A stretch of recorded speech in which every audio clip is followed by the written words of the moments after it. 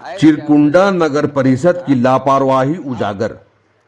राजेश कुमार मिश्रा बोले, 50 स्कूल, 35 फैक्ट्रियां और कई विभाग 11 साल से टैक्स नहीं जमा कर रहे। चिरकुंडा नगर परिषद पर उठे सवाल। सरकारी गैर सरकारी भवनों से 11 साल से नहीं लिया गया होल्डिंग टैक्स। मंगलवार को राष्ट्रीय जनता कामगार संघ मुगमा क्षेत्र के अध्यक्ष राजेश कुमार मिश्रा ने चिरकुंडा नगर परिषद की कार्यपालक पदाधिकारी श्रीमती प्रियंका कुमारी से मुलाकात कर 2 माह पूर्व दिए गए पत्र पर चर्चा की।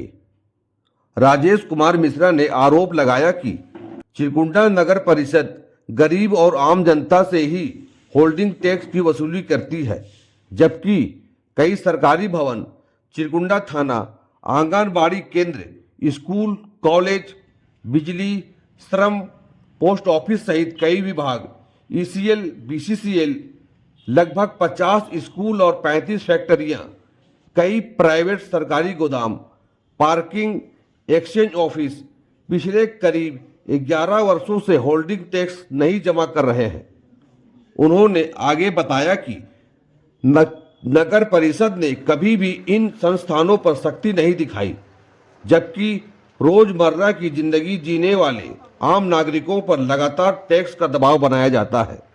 उन्होंने Nandlal school, Nandlal girls hostel और नटराज फैक्ट्री का उदाहरण देते हुए कहा कि इन्होंने भी अब तक टैक्स नहीं दिया है, जिससे चिरकुंडा नगर परिषद को हर साल करोड़ों का राजस्व नुकसान हो रहा है। मौके पर फरहान खान, बिक्की सिंह, गोविंद प्रसाद, गुलजार खान, सन्नी खान, राहुल सिंह समेत अन्य लोग उपस्थित थे। आइए देखते हैं वीडियो में पूरी खबर। निरसा से सलाउद्दीन कुरैशी की रिपोर्ट।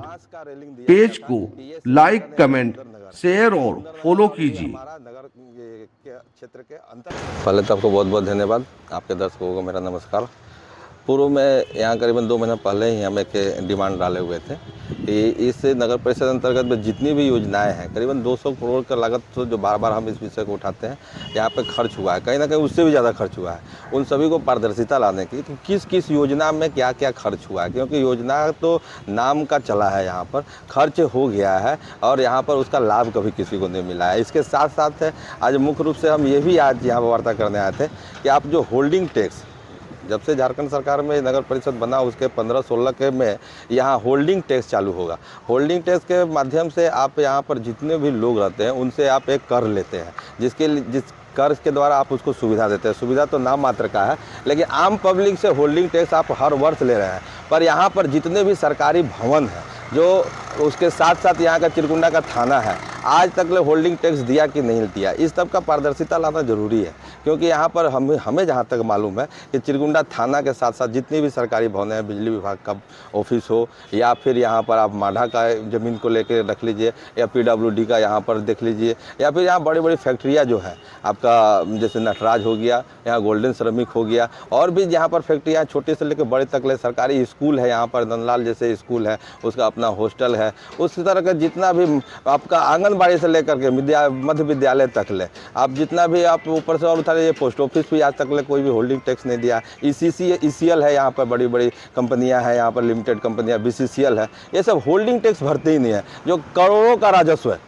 1-2 रुपया की बात नहीं है, हर साल करोड़ों का राजस्व बनता है, वो करोड़ों का राजस्व यहाँ पर नहीं दिया जा रहा। करीबन यहाँ पर 10 से 11 साल हो गया, कोई भी यहाँ भरने का काम नहीं करता है। पूर्व के यहाँ नगर परिषद के जो अध्यक्ष थे, उपाध्यक्ष थे, यहाँ का बोर्ड था, आज तक ले इसको पारदर्शिता में नहीं लाया। ये लोग कभी भी ये नहीं बोलता है लोग कि ये लोग पैसा नहीं दे रहा है, जिसके चलते हमारा नगर का राजस्व कम हो रहा है। हमेशा जनता पर दोष दे, जनता को समझाने का, बुझाने का ये लोग काम करते रहा। नगर का जितना भी बोर्ड था कि आप लोग ये होल्डिंग टैक्स है, सरकार के द्वारा लिया जा रहा है, ये आम जनता का लाभ के लिए है, आप देने का काम कीजिए। यहाँ जनता, रोज कमाने वाली जो जनता है, और कहीं ना कहीं परेशान होकर के होल्डिंग टैक्स देती है, लेकिन बड़े बड़े उद्योगपति छोटे से लेकर बड़े तक ले अपना यहाँ पर साबुन का फैक्ट्री से लेकर के मसाला का फैक्ट्री से लेकर बड़े बड़े गोदाम बना कर रखे हुए हैं, लेकिन ये लोग नहीं देती है। मतलब कि सरकारी भवन हो या फिर सरकार का यहाँ का जो हमारा चिरकुंडा थाना हो, यहाँ होल्डिंग टैक्स देने का काम नहीं करती है, आम जनता इससे परेशान होती है। इस विषय को भी लेकर के आज बैठने का काम किए थे। इसके साथ साथ यहाँ बालू का अमिता कुमारी जी थी यहाँ पर।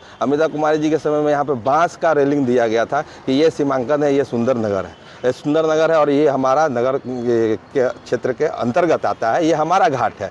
यहाँ से जब भी बालू उठेगा, हमें रेनबू मिलता है तो उठेगा, या सरकार का आदेश होगा तो होगा, नहीं तो नहीं होगा। पर आज के डेट में डुमरकुंडा से लेकर बढ़ाकर पुल तक ले इसको बालू को उठाया जा रहा है। इस विषय में भी हम आज बात करने का काम किए। मैम जल्द से जल्द बोलिए, डीसी साहब से बात करके हम इस सबको तो नोटिस देने का काम भी किए हैं और जल्द से जल्द हम प्रेस के माध्यम से आप सभी बातों को उजागर करने का काम करेंगे। अगर नहीं होता है तो 1 हफ्ते के बाद हमारा पूरा टीम इस गेट पर बैठ करके इस विषय में बात करने का काम करेगा।